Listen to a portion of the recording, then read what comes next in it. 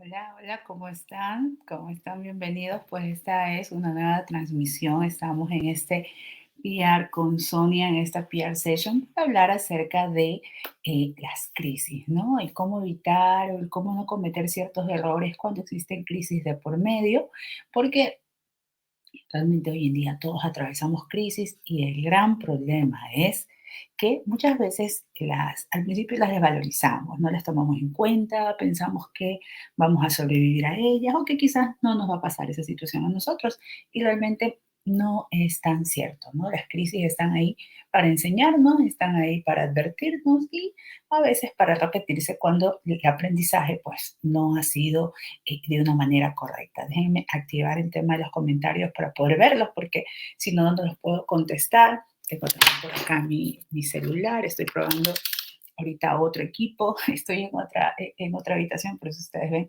diferente, pero pues ya estamos aquí conectados. Y en esta peer session también les voy a mostrar ciertas herramientas que nosotros podemos usar al momento de gestionar crisis, ¿no? Ciertos errores, ciertos tips que serían interesantes que ustedes lo puedan aplicar para entonces no cometer esos errores, ¿ok? Entonces a medida que se vayan conectando, me van diciendo de dónde son, de dónde están conectados y a qué actividad se dedican. Yo hoy les tengo pues un análisis, vamos a hacer un análisis de un boletín de una entidad pública en mi país, en Ecuador, para ver qué se equivocaron en este comunicado, que era un poco para frenar el tema de la crisis y vamos a ir pues también analizando otras cosas más, ¿les parece?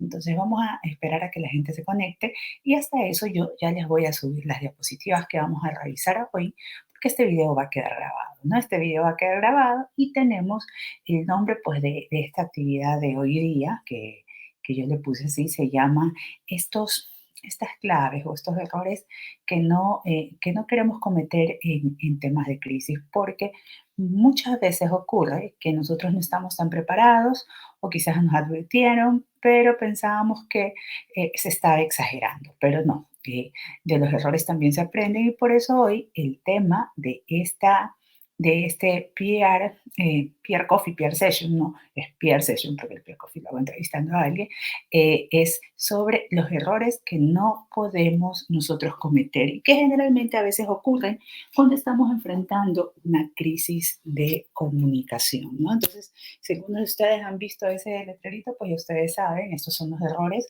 que se cometen a veces en una crisis. Bueno, ya está conectada.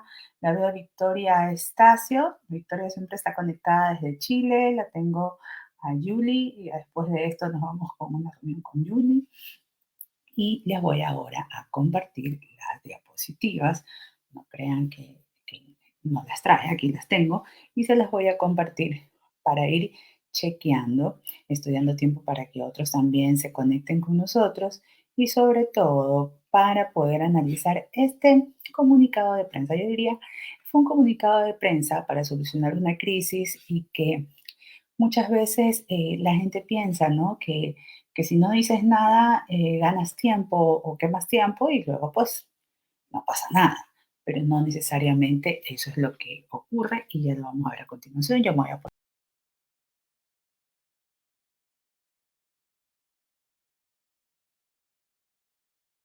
y ya aparecí. Y vamos a compartir pantalla. Voy a compartir pantalla justamente con este comunicado de prensa. Entonces, ustedes lo vieron el día de ayer, pues yo algo lo puse también en Twitter, ¿no? Estaba un poco opinando también en Twitter, así que si quieren ver qué opiné, pues vayan allá a la cuenta de Twitter y descubrirán. En este caso, este es un comunicado de prensa que lanzó, pues, ¿no? El municipio de Quito. ¿Y cuál es el inconveniente que ocurrió ayer en esta crisis que nadie pensaba que iba a existir? Yo les aseguro que quizás en un principio no pensaron que era una crisis, esto que iba a pasar, fue que develaron un mural. En ese mural, parte de la imagen de ese mural es un tema de un, de un dibujo animado, no sé cómo decirles, ya no estoy en esa época, bueno, Pikachu, ¿no? Todos conocen a Pikachu, pues bueno. Pikachu está en un mural conmemorativo del bicentenario de Quito, la capital del Ecuador, y pues los ciudadanos no entienden en qué momento Pikachu intervino en, en este proceso histórico, ¿no? Entonces, tenemos que ellos mandan un comunicado un poco para decir qué es lo que está ocurriendo, y todos esperaban que el comunicado te dijera por qué, por qué, por ejemplo, el artista puso a Pikachu ahí adentro, y realmente no lo dice. Vamos a ver el primer, el primer párrafo que se los quiero leer, por si acaso. Yo aquí con esa letra chiquita no lo leo tanto, pero yo aquí tengo mi polla con mi certificado acá del comunicado. Bueno, y la primera parte que dice, el Instituto Metropolitano de Patrimonio se hace eco de las distintas opiniones públicas que ha producido la entrega a la ciudad por el artista español, etcétera, etcétera, etcétera, aclarando de manera respetuosa y frontal los siguientes puntos de interés para la ciudadanía. Es decir, el primer párrafo es un anuncio de que va a aclarar eh, qué es lo que ha ocurrido, ¿no? El primer párrafo es un anuncio como para decir, mira, aquí vamos a continuar explicándoles qué pasó, ¿ya? Luego dice, Okuda San Miguel es hoy uno de los mayores exponentes del muralismo español. ¿Cuál es el problema con ese párrafo? Y ojo, que sobre todo estamos analizando este comunicado porque generalmente es el primer paso que uno da al momento de una crisis, el primer paso público visible, ¿no? Es como que más controlable emitir vía comunicado una primera comunicación hasta pues tener mucha más información. Pero en este caso lo que hace este párrafo aclaratorio es hablar acerca de la obra y de quién es el artista. ¿Me explica? Porque está Pikachu. Luego viene el segundo párrafo, donde dice que la presencia del artista se logró gracias al trabajo coordinado con entidades nacionales y extranjeras, embajadas y el apoyo invaluable de una fundación, etcétera, etcétera, etcétera. Tampoco dice por qué está Pikachu. Luego dice, la obra del artista español se realiza en el contexto del proyecto Caminarte, para la apropiación de espacios patrimoniales a través del arte, con una galería a cielo abierto de murales y mobiliario urbano, diseñado por artistas nacionales, que luego serán convocados a través de un concurso. Ya que Caminarte es una mega obra integral, el beneficio de la comunidad, monumentos, aceras, tendrá aceras, piezas, etc. Es decir, en ningún momento explica o da la opinión el artista de por qué puso Pikachu, pero también había otra alternativa, ojo, ¿no? También tenía la alternativa de quizás al principio no, no explicar el concepto de por qué es esta obra que se ha puesto en esta zona con ese enfoque.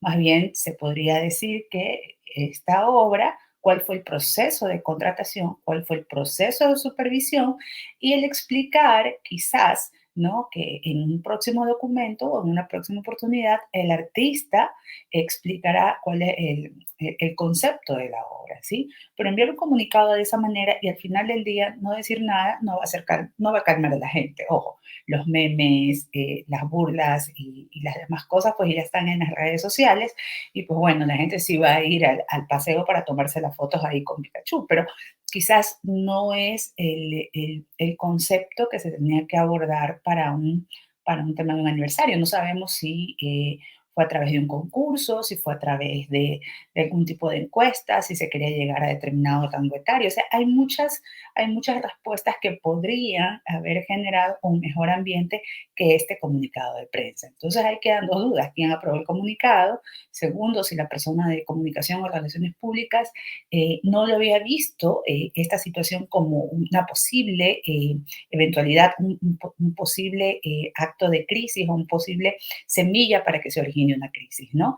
Y yo les digo que generalmente cuando uno trabaja en comunicación y en relaciones públicas, uno está casi que a la casa, ¿no? A la casa de qué situaciones me pueden generar algún tipo de inconveniente o incomodidad con un stakeholder. Entonces, habría que ver en qué círculo de poder de decisión está la persona que maneja comunicación y si realmente escucharon las observaciones en el caso de que esté que exista, porque todos los que hemos trabajado en comunicación en instituciones públicas sabemos que en muchas ocasiones el trabajar en una institución pública No necesariamente tú estás cercano a quien toma las decisiones, va a depender mucho de cómo es el organigrama y si está en una institución pública, si eres personal de confianza, etcétera.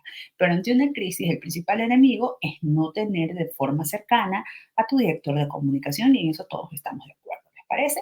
Entonces, váyanme poniendo sus preguntas para yo poder les contestar. Recuerden que esta peer session es bastante rápida, vamos a ir viendo las diapositivas, voy a ir contestando sus preguntas y ya luego el video queda grabado acerca de cuáles son esos errores fatales que no se pueden cometer en el momento de la gestión de una crisis. Ya vimos con un ejemplo que en la vida real, con la premura, con el apuro, con el estrés, con la presión, se pueden cometer errores, que es como el boletín que les acabo de enseñar, ¿no? Pero aquí también viene uno de los principales errores al momento de gestionar una crisis, que es quién integra el equipo de crisis. ¿Sí? O sea, quién dentro de la empresa, de la institución, integra el comité de crisis, ¿ya? En muchas ocasiones hay un comité a nivel ejecutivo, que es el que toma las decisiones y convoca las reuniones, aprueba presupuestos para poder gestionar una crisis. Pero también existe el equipo de trabajo de comunicación, que luego se transforma en el equipo de crisis. ¿Es el mismo? No necesariamente. ¿Por qué? Porque la vida sigue en medio de una crisis. ¿Esto qué significa? Que mientras yo estoy contactándome con los stakeholders, estoy aprobando piezas, buscando información, llamando a los diferentes comunicadores o periodistas para hacer un enlace, yo debo tener un equipo o una persona que está dedicada a ver que la comunicación en las otras áreas siga ocurriendo, siga su normal ritmo, ¿sí? Porque si yo dejo que la crisis me desconcentre del funcionamiento y la operación de mi organización o mi empresa, luego se me va a desatar una nueva crisis por la crisis anterior, ¿ok? Entonces aquí veo ya unas preguntas, les cuento que no traje las letras, así que estoy media ciega. Bueno, Daniela B. Lalcázar Bravo. Daniela me dice, saludos Sonia, ¿qué considera usted? Ay, tutéenme, por favor, me siento como en la universidad. ¿Qué consideras usted? ¿Un comunicado de dos imágenes en Twitter era necesario para manejar una crisis? Percibí el tweet como un reproche a la respuesta de la ciudadanía desde las organizaciones del evento, desde los organizadores del evento. Sí, justamente estábamos hablando de eso del comunicado de prensa. Y generalmente ocurre que se tiene la mala costumbre de querer un comunicado extenso, transformarlo en un texto tipo foto y publicarlo en un tweet, cuando eso ni es atractivo ni cumple con las características multimedias para llamar la atención. Tú puedes generar ese mismo comunicado sin meternos todavía en el texto, pero con otro formato, ¿no? Con palabras en negritas, hasta con un video un poco más explicatorio, puedes poner la parte importante. Pero ¿qué ocurre? Que cuando un comunicado no tiene información que realmente importa y conecta, generalmente vas a ver qué es ese formato. Y sí, en el comunicado un poco se está diciendo, mira, nosotros somos tan importantes que contratamos a X artistas, nosotros trabajamos tan bien que recibimos el apoyo de determinadas fundaciones y nosotros hacemos muy bien las cosas porque esto ha sido coordinado con embajadas y con otras instituciones. ¿No? Y además, luego de esto, somos tan bacanes que vamos a hacer un concurso en donde otros artistas van a poner sus diferentes obras. En ningún momento están diciendo, primero, hay una máxima en crisis y ustedes siempre van a escuchar decirlo, y es la más difícil. No sé por qué la gente la hace la más difícil si es lo más sencillo. Cuando hay una crisis, lo primero que tienes que hacer es disculparte, ¿sí? Es presentar tus disculpas por si una publicación, un acto o una omisión ha podido ofender a alguien. Primero, presentas tus disculpas porque no era tu intención ofenderlos, ¿sí? Y ese es el mejor primer escalón para arrancar, ¿ya? Cuando tú no ofreces disculpas y esta crisis ya está en online, todo el resto que tú digas o planees no sirve. Sí tienes que tener un abogado al lado, ¿no? Para ver que tu frase de disculpa no sea inculpatoria. Pero una cosa es lamentar el hecho, porque no querías ocasionar ese mal ambiente. A otra cosa es decir, pido disculpas porque soy culpable. No es lo mismo y a veces ocurre que los gerentes, los CEOs o ciertas autoridades sienten que cuando una entidad se disculpa, está aceptando la culpabilidad y no es así. ¿Ok? No sé si con eso te quedó claro, Daniel. Igual puedes seguir haciendo preguntas. Lizeth Bastidas de Guayaquil, Ecuador, me dice, buen día Sonia, tienes razón, leí que el mural fue una entrega gratuita por parte del artista. Él tiene un estilo particular por el que es reconocido, siempre elige un tema y en alguna parte de su obra siempre pone un personaje. En internet se puede observar varias obras de él. Básicamente el problema podría ser la falta de socialización. ¿Se pudo haber hecho público el plan del mural? Sí, y adicional a eso debería haber entrevistas con el artista, ver las obras que él ha hecho en otros sitios, indicando que tenía bastante similitud, como dice Lisette, de colocar estos personajes contemporáneos dentro de las obras para un poco romper quizás con lo establecido. Había muchas maneras de hacerlo, más no diciendo a la gente es que ustedes no comprenden, ¿sí? Este es un gran artista o nosotros somos una gran institución, que es el tono el cual se identifica en ese comunicado. ¿Mm? No sé si con eso estamos un poco de acuerdo. Igual ya saben, váyanme haciendo las preguntas, algunas preguntas que me salen por aquí, otras que se me quedan en el cel, igual yo las voy a ir contestando, ¿les parece? Vamos a seguir leyendo esto, lo del equipo de crisis. ¿Quién integra el equipo de crisis? Y realmente cuando estamos hablando de quién integra el equipo de crisis, nosotros podemos ver que hay dos funciones, como yo les decía, ¿no? Está el comité de crisis, que es aquel órgano directivo, ejecutivo, que aprueba presupuestos, aprueba planes, aprueba si se tiene que hacer una publicación en el diario principal como una carta abierta a las autoridades. Hay muchas aristas en el manejo de una crisis. Y la otra parte, que es el equipo obrero, el equipo operativo de crisis, que tiene que estar produciendo contenidos, monitoreando redes, viendo si se tiene que ir a grabar con drones o también a un nivel un poco más senior, que tiene que llamar a los contactos, a los stakeholders, el que tiene que coordinar una reunión con el gerente de talento humano para hablar y hacer una declaración a los trabajadores y colaboradores para que todos estén alineados. En el momento de una crisis, estar coordinados a todos los niveles, en todos los niveles, es fundamental. Y eso no lo puede hacer una sola persona. Se necesita un equipo de trabajo y un comité de crisis ejecutivo que lo respalde. Entonces, ¿quiénes deberían integrar estas instancias? Vamos a hablar primero del, déjenme ponerles la, bueno, no van a leer nada. Vamos a hablar de quién integra el equipo de crisis, ¿no? Y aquí les voy a hacer estas preguntas y luego ustedes van a ver que se va a desprender quiénes integran el equipo de crisis. Entonces, cuando uno quiere saber como relacionista público quién integra el equipo de crisis que de una organización o de una empresa para enfrentar estos tsunamis, puedes hacerte estas preguntas y ahí van a salir los resultados. Primero, ¿quién se hará cargo de la estrategia general asignando tareas y asegurando que el equipo se mantenga en el objetivo? Hablando del equipo de comunicación de crisis, ojo, ¿no? Luego, ¿quién es el responsable de identificar y monitorear las crisis potenciales? Tercera pregunta, ¿quién va a informar a la gerencia o al cuerpo directivo o a las partes interesadas claves, que en ocasiones pueden ser accionistas también, ¿no?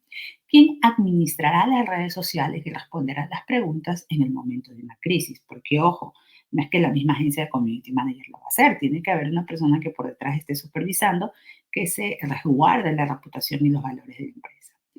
De ahí, ¿quién manejará los mensajes que llegan a través de otros canales? Si llaman por teléfono, si envían correos de quejas, si van a hacer manifestaciones a las diferentes oficinas, quién está atento, con quién conecta con seguridad para saber si hay algún tipo de movimiento en el perímetro externo. Son muchos detalles, ¿no? Y luego viene, ¿qué ejecutivo actuará como vocero ante los medios? Es decir, ¿qué ejecutivo va a ser el gerente, el CEO, el abogado, o vamos a tener que contratar un vocero porque no necesariamente el vocero que tenemos es bueno? Miren que el problema que pasó, la última crisis que pasó en Perú, del derrame petrolero, la empresa, la compañía petrolera internacional escogió como vocero a un gerente que por su área se pensaba que sí, que iba a dominar mucho la conversación, la forma de dar declaraciones. Y no necesariamente eso pasa. Yo siempre les digo que no es lo mismo no es lo mismo un vocero en tiempos de paz que en tiempos de guerra, ¿no? La presión, el tener que enfrentar preguntas inquisitivas, el no tener que decir, es lo mismo con un vocero de presidencia, un vocero de un gobierno. Yo justamente estaba en una capacitación con ejecutivos y yo les decía, un vocero no siempre tiene toda la información, pero debe tener toda la seguridad y la paz del caso para decir, esa información se la envió luego o poner caras de que sí sabe. Lo peor que puede hacer un vocero es que en la cara se le note que no sabe la respuesta. ¿Por qué? Porque significa que o no está autorizado o que simplemente la empresa no tiene idea de lo que está haciendo. Y justamente para eso está el vocero, para no dar esa impresión. ¿Ok? Entonces, si tienen otras preguntas, ya saben, vayan escribiendo. Nos quedan 15 minutos y de ahí cerramos.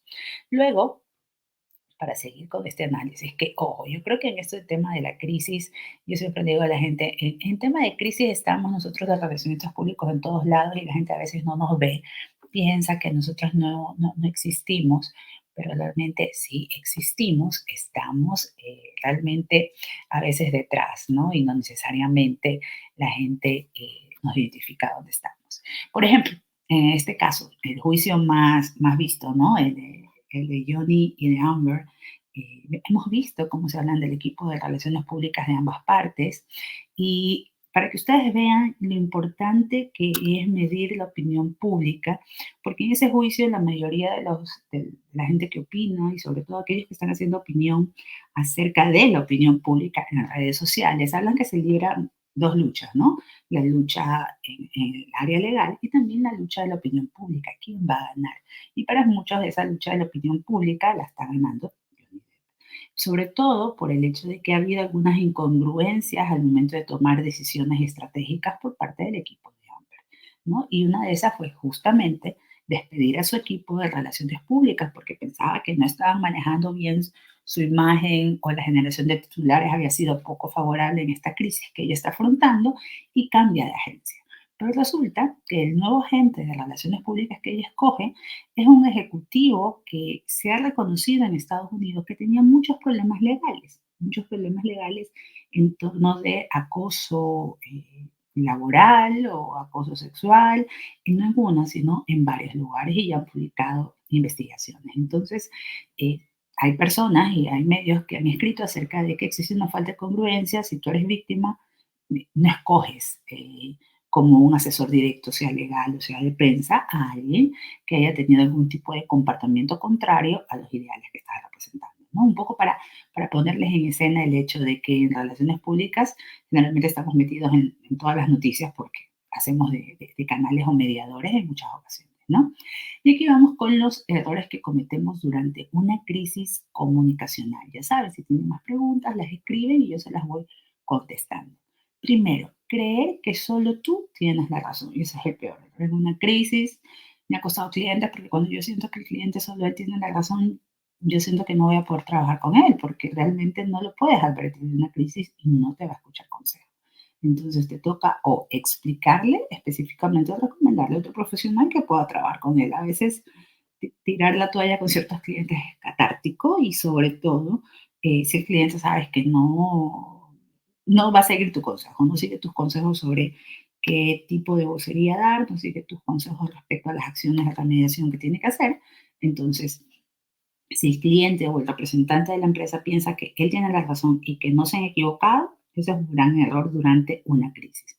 Segundo, pensar que nunca algo malo te va a pasar a ti o a la empresa, porque todo el mundo los quiere y los respeta porque tienen más de 50 años en el mercado. Tercero, no darle importancia al suceso que está ocurriendo y no afrontar la situación, sino decir, ya, la gente se va a calmar.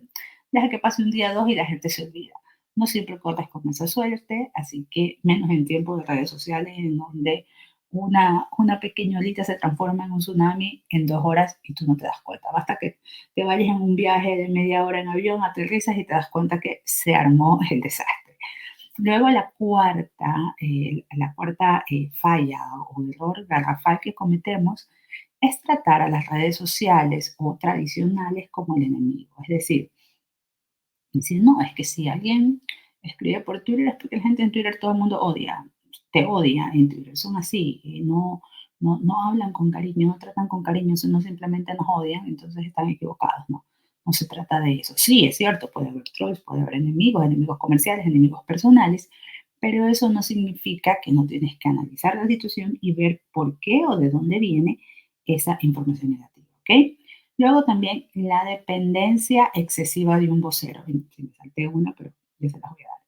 La dependencia excesiva de un vocero. Es decir, hablar con una sola voz no significa tener un solo vocero. Es más, en muchas ocasiones para las crisis que son muy graves, se prefiere que no sea el vocero corporativo el que siempre da las buenas noticias que dé las malas noticias. Por esa razón es que en un gobierno existe el presidente, que debería dar siempre buenas noticias, y el vocero, que gestiona o administra el tema del día a día, el desgaste del día a día ante los requerimientos y quejas de la prensa. Y el presidente sale a frentear cuando es una crisis ya grave, es decir, él no desgasta su imagen en el día a día, sino que sale a dar una solución. Cuando ya la crisis, cuando ha habido una crisis que es grave, él sale directamente a pedir a la gente calma y a ofrecerle las soluciones y a manera de disculpa, ¿no? Luego también otro error y muy importante es creer que la verdad triunfará sobre todo. ¿Sabes qué? Yo no soy culpable, me siento tranquilo y yo sé que la gente se va a calmar porque conmigo está la razón. No siempre es así. No siempre la verdad triunfará ante todo sin que tú muevas un solo dedo. Sobre todo en el mundo digital y donde existen granjas de trolls, donde se puede pautar contenido negativo para tu marca y donde pueden haber ataques organizados, ¿sí? Es cierto, la verdad ayuda, pero sin estrategia adecuada puede estar invisible y muy pocos se pueden enterar, ¿ok? Luego tenemos el siguiente error, que es la falta de voluntad para escuchar malas noticias, ¿no? Cuando un gerente o un cliente te dice, no, no, si es una mala noticia, mejor ni me digas. O, pero si no ha pasado nada, ¿por qué? Porque quieres tocar el tema, ¿no? Es como que cuando la gente dice, no quiero ir al doctor para que no me descubran la enfermedad, similar, ¿ok? Perdón. Luego viene el exceso de confianza en la capacidad de comunicación, ¿sí? Y a veces la mala comunicación a menudo hace más daño que una crisis. Es decir, no, es que yo tengo un excelente equipo de comunicación y ellos van a hacer un comunicado y eso, con eso va a ser todo resuelto. Ya vieron que los comunicados de prensa no siempre resuelven una crisis. Es más, un comunicado de prensa no es la solución a una crisis. Un comunicado de prensa es el primer paso para visibilizar cuál es tu postura y que no se tergiversen tus palabras, pero tiene que haber conceptos claros y mensajes claves interesantes y cortos como para que la gente los entienda, si no realmente no tienen ninguna funcionalidad.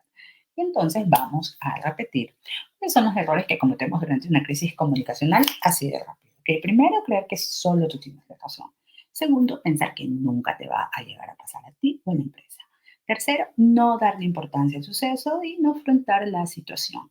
Cuarto, comenzar a trabajar en una situación de crisis potencial solo después que se hace pública. Es decir, cuando ya vemos que la gente se está enterando, ahí sí, entro a trabajar. No, eso no funciona. De ahí sigue, tratar las redes sociales o las otras vías de comunicación tradicionales como el enemigo. Ay, no, deshabilita el número al cliente o el 1700 para quejas porque si no, mucha gente se queja y no hacemos nada con eso. ¿Sí? Luego viene el siguiente error, asumir que la verdad triunfará sobre todo. Luego, dependencia excesiva de un solo vocero, porque tener una sola voz no significa que vamos a tener solo una persona que hable, sino estar todos alineados. Y luego, falta de voluntad para escuchar malas noticias. Y finalmente, la número 10, el exceso de confianza en la capacidad de comunicación. Y en muchas ocasiones, la mala comunicación es lo que hace más daño en una crisis. No sé si eso a ustedes les ha pasado, pero ya hemos visto que cuando no se comunica bien, a veces ocurre que eh, haces el problema más grande, haces el problema más grave y luego no tienes cómo solucionarlo. Ya saben, sus preguntas para poder contestarles, porque yo mismo nos vamos. Y luego vamos a ver unos pasos o unas recomendaciones con lo cual ya voy a concluir esta peer session en la cual hemos hablado acerca de estos errores, 10 errores que no debes cometer en el momento de enfrentar una crisis, ¿no? Que, ojo, que la crisis puede ser a nivel de una institución, de una empresa o de tu marca personal o profesional. Puedes tener una crisis, por ejemplo, de que un colaborador está en proceso de divorcio y resulta que la esposa se quiere vengar de él y va y hace un escándalo al lugar del trabajo. Y eso te afecta porque la gente toma videos, lo saca en TikTok y se hace viral. Y todo el mundo te empieza a hablar de tu negocio con un apodo que no corresponde necesariamente a lo que es la empresa. Entonces tienes que ver cómo eso lo volteas a tu favor. ¿Okay? Entonces hay muchas cosas que pueden ocurrir en un día y transformarse en una crisis potencial. Entonces, ¿cómo afrontar una crisis? Pues bueno, la crisis se afronta siempre con preparación, con datos, a veces con un poquito de suerte, es cierto, pero realmente la suerte no es más que estar preparado y saber en qué momento debes actuar. Para mí eso es la suerte. Entonces, ¿cómo afrontas la crisis? Te voy a dar aquí cuatro claves que te pueden servir. Primero, razonar desde el punto de vista de aquellos a quienes representas, es decir, a tus clientes, a tus públicos. Debes asumir la responsabilidad de tus acciones, ser profesional. Los directivos en una crisis de comunicación deben tener una mentalidad orientada al servicio. Lamentamos la situación, lamentamos la confusión, no era nuestra intención el generar esta situación o este incidente. Estamos haciendo las investigaciones del caso y les aseguramos que se sancionarán a las personas responsables, mientras las autoridades reciben todo el soporte y el apoyo de nuestros colaboradores para poder encontrar cuáles han sido las razones de fondo. Me inventé ya una primera explicación o una primera exposición respecto a una crisis, ¿no? Luego, debes establecer alertas de gestión de la reputación. ¿Esto qué significa? Hoy en día tenemos muchas herramientas para estar monitoreando qué es lo que pasa en nuestra marca. Y si necesariamente nosotros no estamos viendo qué es lo que está ocurriendo, se nos va de largo y no podemos detectar que una crisis viene en camino. Es decir, si yo tengo algo que me indica, oye, hay tres quejas respecto a que estamos ensuciando el estero con desechos. Entonces tú dices, tres quejas de la misma persona. No, son de tres diferentes personas. El uno es abogado, el otro es un residente del área y el otro es profesor. Ah, tienes que investigar, ¿sí? Porque esas quejas son de personas reales con trabajos y que viven en el sitio. Entonces, estas alertas permiten gestionar la reputación y evitar que un problema se convierta en una crisis, ¿ok?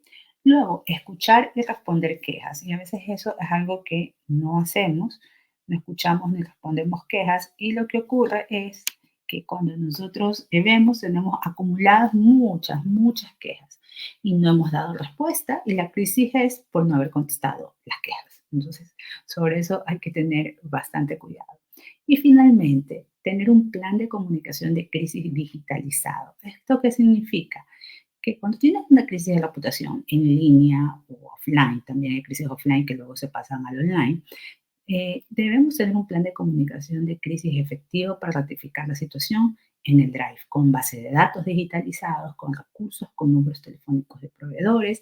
Se debe tener todo bajo un espacio tecnológico que te permita acceder desde cualquier sitio. No hay peor error que decir, ay, es que el material lo tengo en la oficina y por eso pues demorarnos mucho más en poder actuar. Eso sí, no funciona. Tienes que tener digitalizado, debes tener tu plan todo adicional, no puede ser solo un papel muerto, tiene que ser un documento vivo. ¿Esto qué significa? Que lo debes explicar o se lo debes presentar a los integrantes de tu equipo y a los directivos y sobre todo a aquellas personas que van a contribuir a hacer operativa tu plan, ¿no? Los que van a hacer operativo tus soluciones. Porque si ellos no comprenden que en una crisis no puedes seguir el mismo proceso de asignación de presupuestos que se demora 5 días, porque la crisis es en una hora, entonces estás como un poco complicado en el tema. No sé si con eso pudimos un poco llegar a un acuerdo. Y les voy a repetir estas cuatro claves, ¿no? Aquí en PR Session les voy a decir otra vez cuáles son las cuatro claves necesarias con las cuales ustedes pueden afrontar una crisis. La primera, razonar desde el punto de vista de aquellos a quienes ustedes representan, sus públicos, sus colaboradores, sus stakeholders. La segunda clave, establecer alertas de gestión para poder responder, hacer gestión de la reputación, ¿no? Es saber qué está pasando, si alguna otra empresa me está mencionando, si ha salido una noticia, saber qué está ocurriendo. Luego, la tercera, escuchar y responder las quejas de servicio al cliente, las quejas de colaboradores, si hay alguna queja de alguna entidad con cual tienen una alianza, debe haber un proceso de solución de estas quejas. Y cuarto, tener tu plan de comunicación de crisis actualizado y digitalizado, porque con eso vas a tener todo en orden, todo pues bajo control.